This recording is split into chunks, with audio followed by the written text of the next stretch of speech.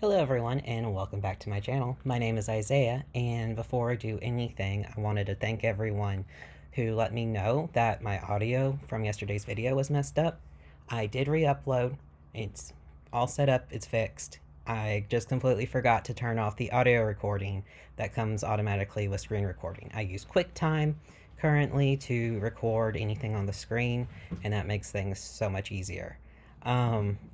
And today I do want to talk about two different trans men, and one's American, one's British. But before I really get into that, I also wanted to make a comment about some of the fallout that I saw from yesterday's, not my video, but actually the post that inspired me to finally start talking about trans mask issues, and that inspired the title of yesterday's video.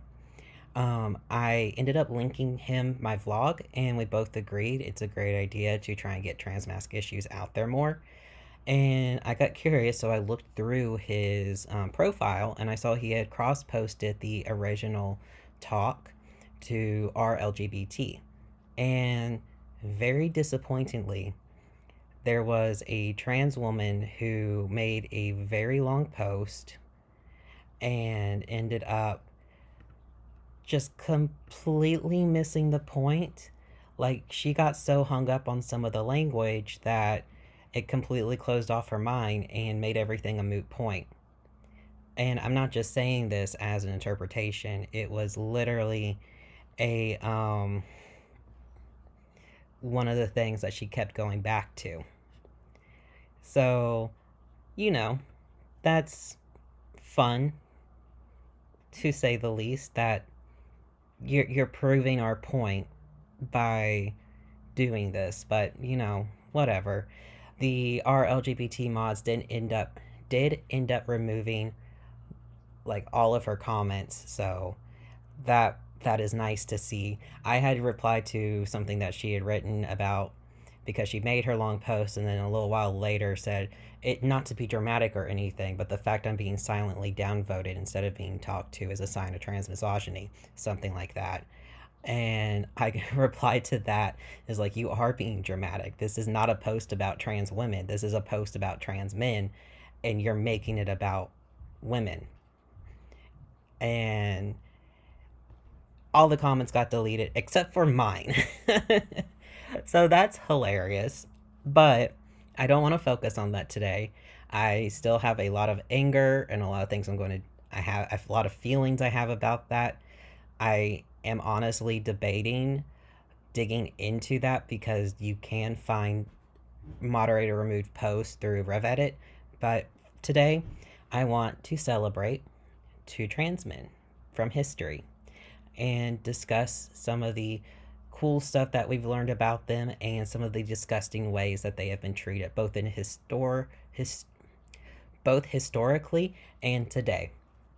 I also appreciate y'all's patience with my slip ups in talking. I don't want to try and edit these down too much, because vlogs are supposed to be very transparent, and I am struggling with the actual long form. I want it to be really, really good video.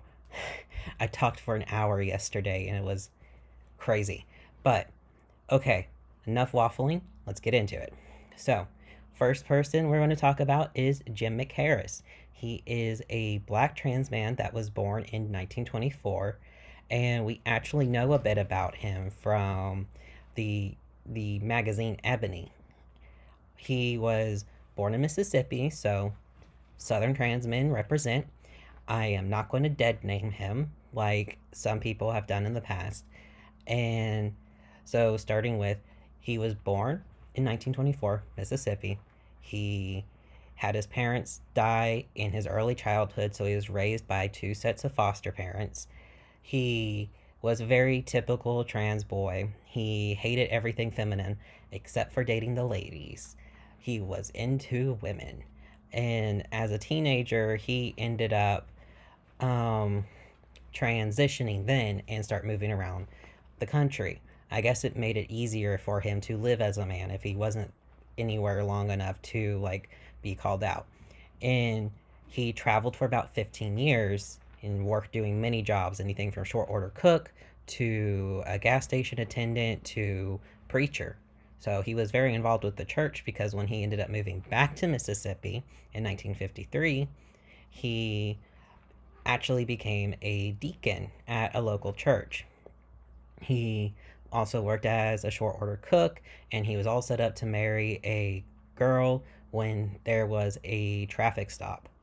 And this got me more into the research because I was curious. I mean, this is a black man in 1924 in Mississippi. So was this a legitimate stop or not? I still haven't quite figured out if it was legitimate or not, but it says it was a routine traffic stop for improper lighting, and when he was pulled over, officers noticed that he had a pint of whiskey, so they arrested him. Um and this is where it gets ick. So McHarris was arrested and he was supposed to have a pat down. He then revealed to the officers that he was born female at birth, and the officers didn't believe him. He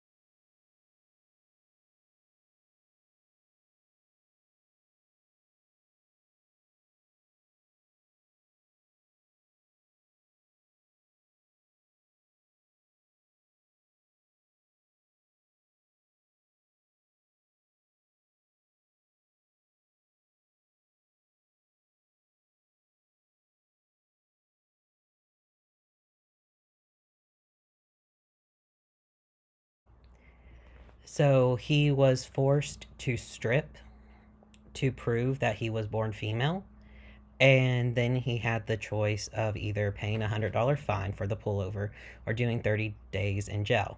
Well, 1924, $100 is a lot of money, so he chose to serve his sentence.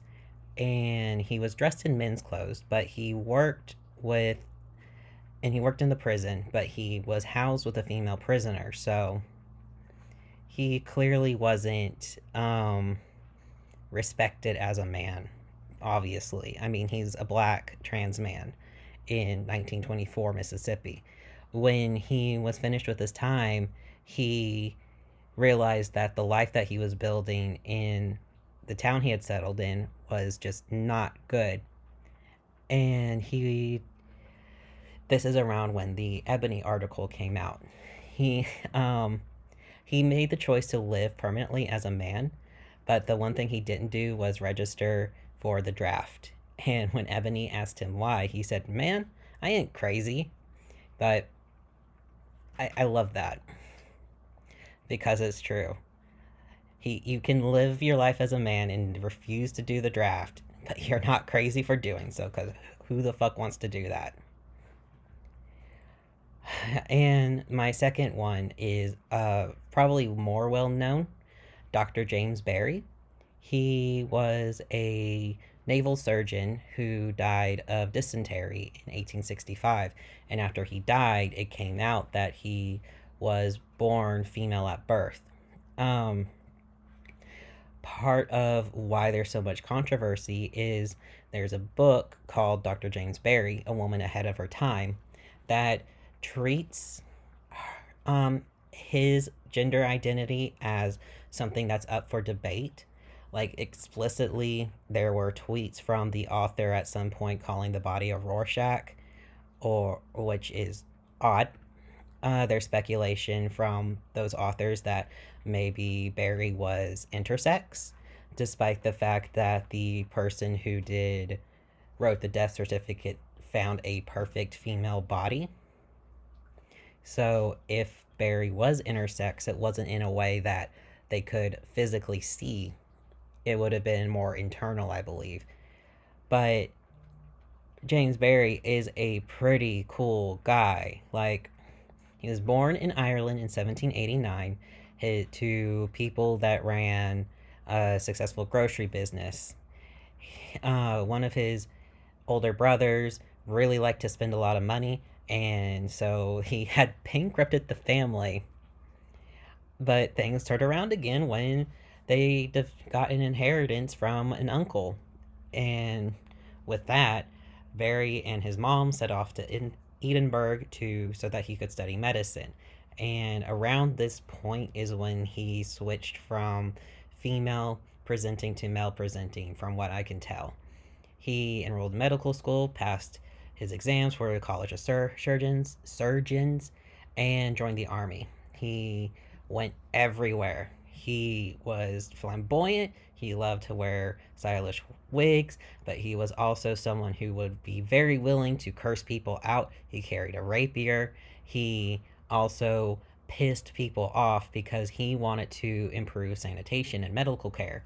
He would be very, very quick to crack down on quack medicine hawkers.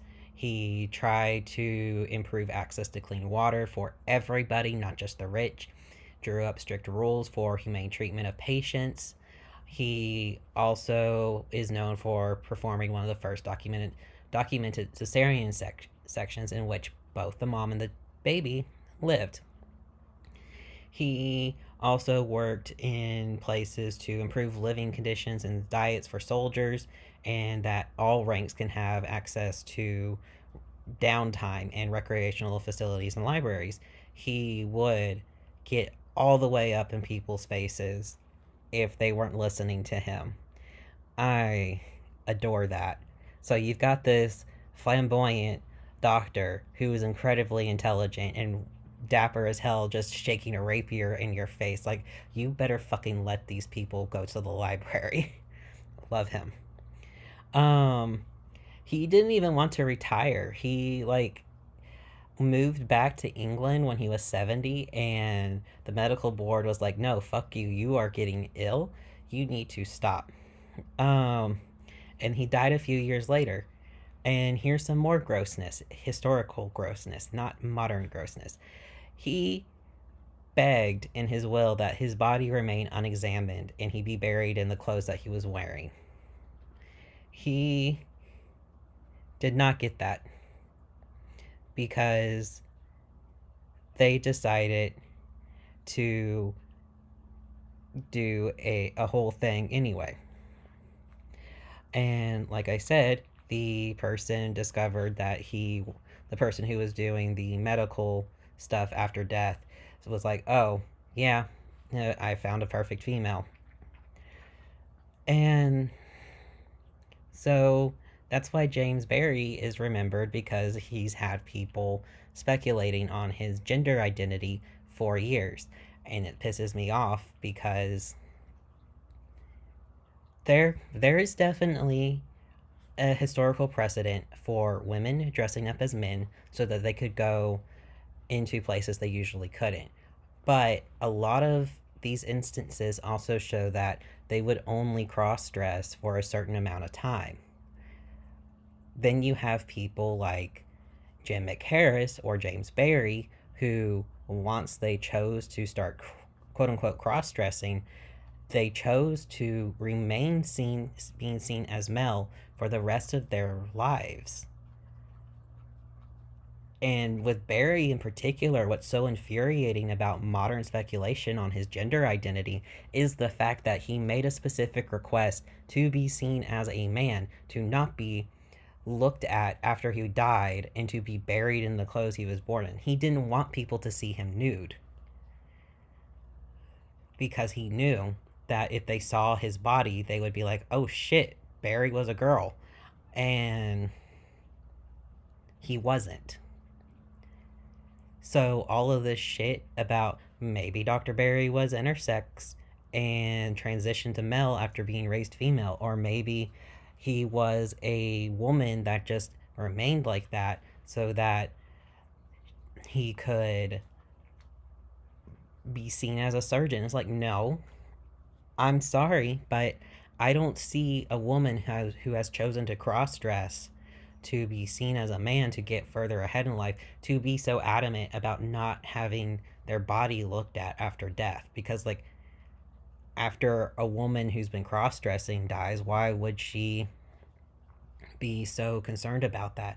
It feels a lot like people are wanting so badly not to erase butch lesbians or whatever that they have decided you have to question everything. And it's like, no, not really. You don't. You're allowed to give trans men the representation that we so badly need. And the fact that it's a trans man who insisted on improving conditions in British colonies and in British outposts with the soldiers and everything, didn't give a damn about the poor. If you're poor or rich, you needed proper health care and proper treatment. Let us have Dr. Barry. And let us have Jim McHarris. Luckily, no one's contesting Mr. McHarris's gender identity, but I'm just putting this out there. Don't fucking take people who are obviously wanting to be seen as men and say, no, they actually were only being seen as men because of society. We're not lesbians who hate ourselves. We're not women who hate ourselves. We're not women who have absorbed toxic masculinity to the point of self-hatred. And yes, with some historical figures, the line can be a little bit blurry. Gender isn't always black and white, and especially back before they had modern terminology, gender could be extremely confusing. Like, bisexual women used to be called lesbians because they didn't have a term for bisexuality at the time. But Dr. Barry is not one of those confusing ones. He transitioned to masculinity at a young age, and he wanted to be seen as a man even after death. I don't know how much more straightforward it can get, and to anyone else saying otherwise, y'all can just fuck off. But that's going to be it for me today. I apparently still am going to get very heated about this stuff. Probably going to talk a lot more about trans stuff in the future just because I'm very highly passionate about it. But other than that, the only other news I have is I'm trying to record for my first big video that I want super well edited, but it's taking me forever because I'm like hating the script I wrote, and then I'm realizing the dumbness that was, oh, I can just read from the paper script and it'll be fine. And it's like, no, it's not fine, Isaiah. You should probably just like keep it all in one text. So, dealing with that, my goal is to start that series right at the start of December. So, I'll have plenty of practice, and maybe I can even update my computer so I can download Final Cut Pro again, because I got that ages ago. But anyway, I don't know if I already said this, but if you like my content, if you want to hear more about trans mask issues and things, if you want to stick around for my ACE inclusive sex ed that I'm going to be doing every Friday, and if you just like hearing me complain about shit every day for like 10 to 20 minutes, feel free to go ahead and subscribe. Give me a comment. Tell me something that pisses you off in your day-to-day. It can be something as mundane as the fact that every time you hit a traffic light, it turns red. We've got one of those at the end of the street. Just every time we get to it, it turns red.